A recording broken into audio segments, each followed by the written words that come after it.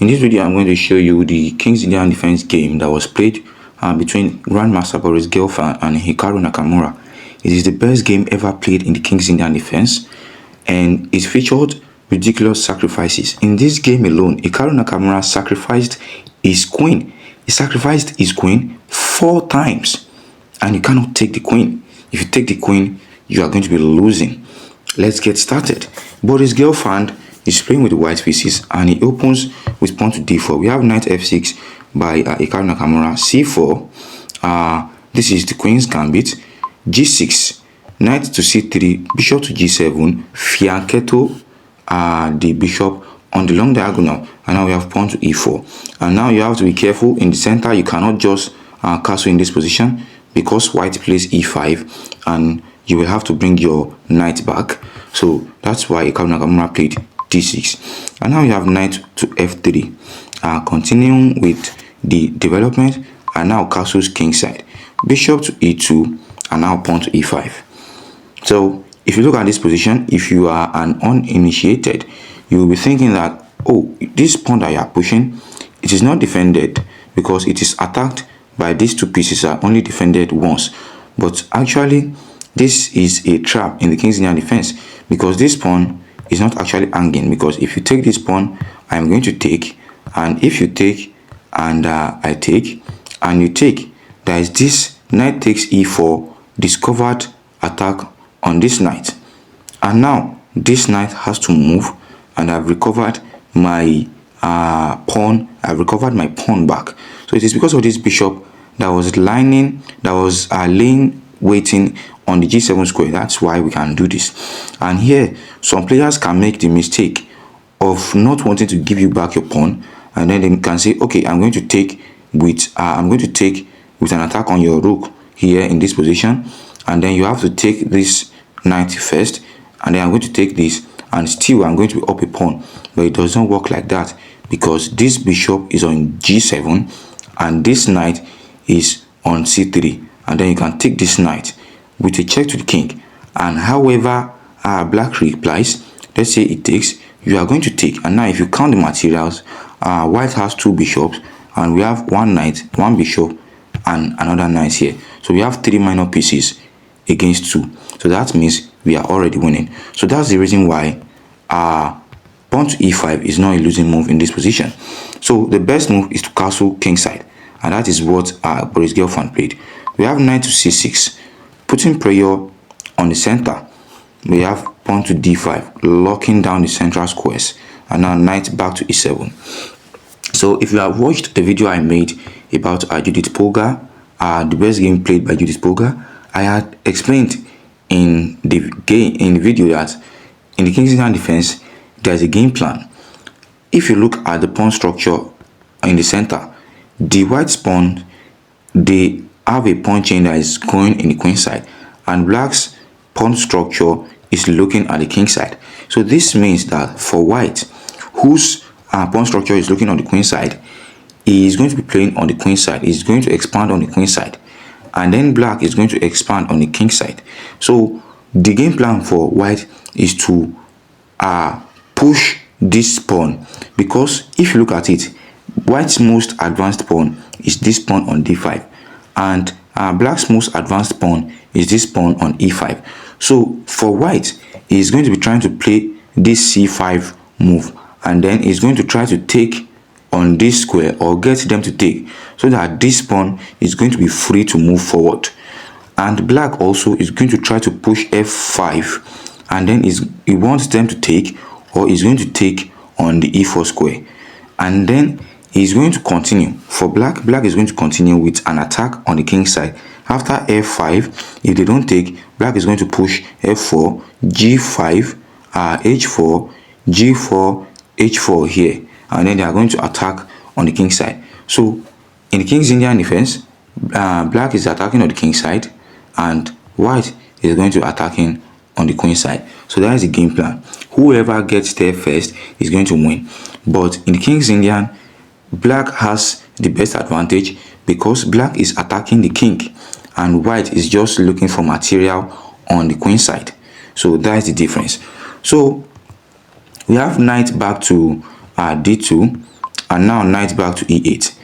This move, I told you they are preparing f5, so they have to move this knight off the f5 and then push their f5 move. And now we have pawn to b4.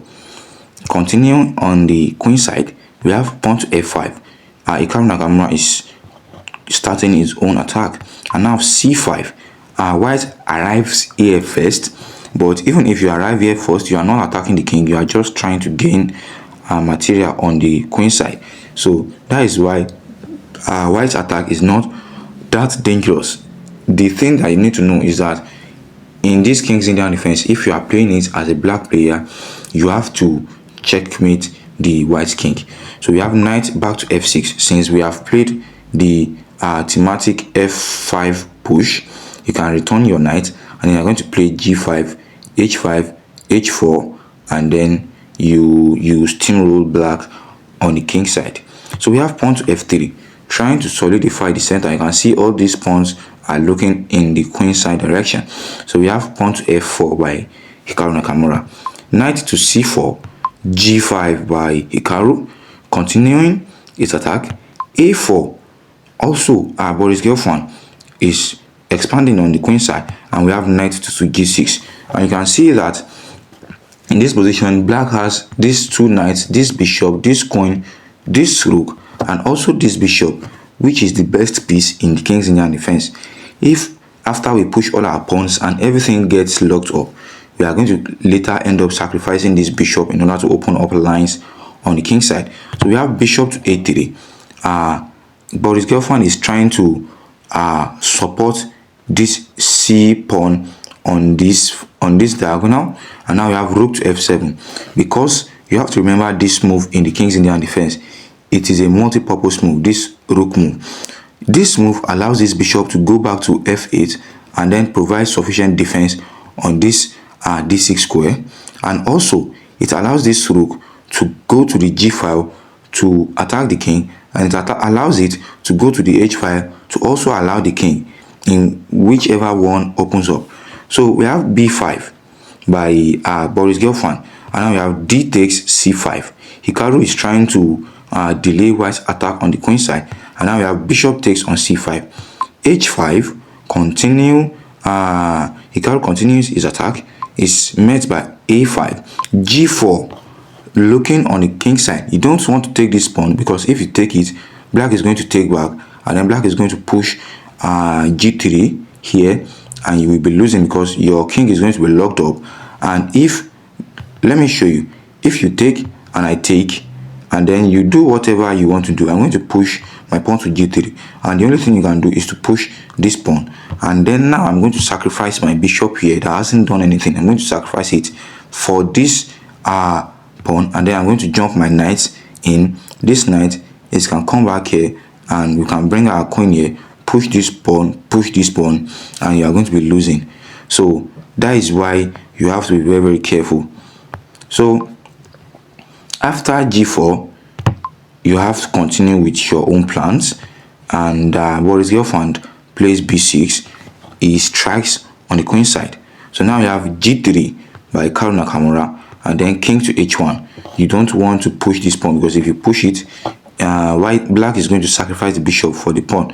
So we have bishop back to f8, trying to trade off this very, very powerful bishop away. And then we have pawn to d6 by black. A takes on b6, bishop back to g1, knight to h4.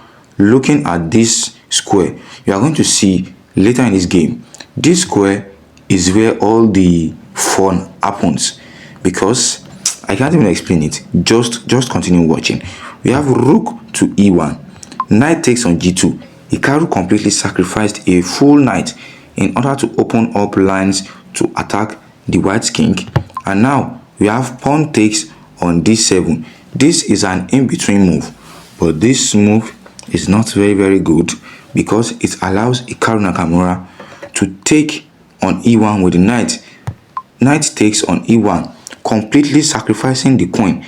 This is the first time that Hikaru is going to sacrifice his queen. You know, he already sacrificed the knight here by taking this pawn, and now he has sacrificed his queen. This is his second brilliancy in this game. And what can you do in this position? Can you actually take this queen? If you go on and take this queen, and let's say you make a new queen, you have more material than black in this position, but material does not matter because king safety is the most important thing. And here Hikaru Nakamura has a simple checkmating idea. G2 checkmate. This king is gone because this pawn on G2 is supported by this knight. So that's the reason why you cannot actually take this queen. So you have to play something else. And then we have queen takes on E1. Now, if black is not careful, if there is no threat to the king, white can just take this queen. So Hikaru is looking for ways to create threats, and then he plays G2 check, king takes on G2, and then rook to G7 check. The king goes back in the corner, and now we have bishop to H3. This is also another checkmating threat which you have to pay careful attention to, because also now Hikaru has sacrificed the queen again, and you still cannot take the queen. This is the third time he's going to sacrifice the queen. He's literally begging Boris Gelfand, just take my queen and let me take your king. But obviously he's not going to fall for that. And now we have bishop back to F1, trying to trade the aggressive black pieces away from the queen side. And now we have the most disgusting move in the game, queen to D3. This is an undermining move because this bishop is responsible for the defense of this square. So now this queen goes to D3 in order to deflect this bishop away from this diagonal. So if you were to take this queen, I'm going to just take your king with bishop G2 check, and it's going to be checkmate. So that's why you still cannot take. This is the fourth time that Hikaru is going to sacrifice his queen. Now we have knight takes on E5, attacking this queen, and then we have bishop takes on F1. Taking the bishop, and now queen takes on F1. Also, while this queen is also hanging, so you can still see Hikaru is still sacrificing his queen. This is the fifth time he's going to sacrifice the queen. And then we have queen takes on C3, looking at this bishop, this knight, and also at this rook. And now we have rook to C1. So after rook to C1 attacking the queen, we have queen takes on E5. The queen takes the knight. And now if you count the material, we have two minor pieces and white has just a minor piece. And this game is already winning for black. It is minus 3.5 in the computer evaluation. And now we have C8 equals queen. White makes a queen, but still it doesn't matter. Rook takes on C8, rook takes on C8, and we still have an extra minor piece against white. And now we have queen to E6, looking at this, looking at the rook, and also this bishop can come here, try to trade off this bishop. We can bring this knight back to this square. This queen can join the attack here. So if you look at this position, it is lost for white, because apart from the fact that you have 4 pawns, black also has 4 pawns, and black has these two minor pieces with this rook, and your king is not safe. The king is weak. The queen can come here, can attack this this pawn, and you can also see that this rook is under attack by the queen. This rook cannot come here because of this rook. It cannot come here because of this pawn. It can't come here because of this bishop and this pawn. So this rook has to leave the king's it has to leave the black's position. You can't even come here because of the queen. So you have to leave the black's camp, and then you are still lost, because after this rook leaves, the most important thing is that after this rook leaves, Hikaru is going to take on A5, and now Hikaru is going to have two connected passed pawns in order to push to victory. So whatever you do, if you bring this pawn here, Hikaru is going to bring the queen here, and then Hikaru is going to push these pawns is going to push them to victory, and you won't be able to stop these pawns. So in light of these continuations which don't favor white, that's the reason why on this queen to e6 move, Boris Gelfand, he resigned the game. This, if you ask any player, this is the best game that has ever been played in the King's Indian defense. It is my most favorite game in King's Indian defense. So if you found this video instructive, please consider subscribing to the channel. Bye.